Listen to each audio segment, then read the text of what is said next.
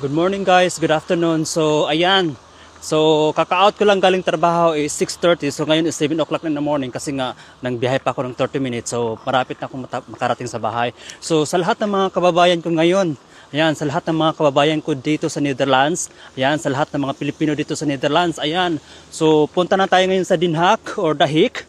Ayan, kasi parating ng ating Tatay Digong para makisa tayo at suportahan natin siya. Pero sabi ng kaibigan ko guys na nakatira doon sa The Hague is wala pa daw si Tatay Digong kasi nga nasa ano pa daw, nasa Dubai pa daw. Ayan, oras nga is 7 o'clock in the morning, so marami na tayong mga kaibigan doon o makasamahan mga Pilipino na sumusuporta kay Tatay Digong doon sa Den Haag o sa The Hague.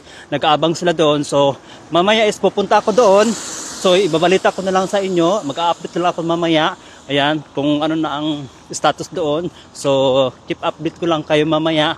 And then, pakishare na lang ako sa video ito guys para yan, malaman din ng mga supporter ni Tatay Digong na maraming nagmamahal sa kanya. At kailangan tayong sumuporta sa kanya lalo na ngayon sa ganitong sitwasyon. Kaya ayan guys, so keep update lang guys. Ayan, i-update ko lang kayo mamaya.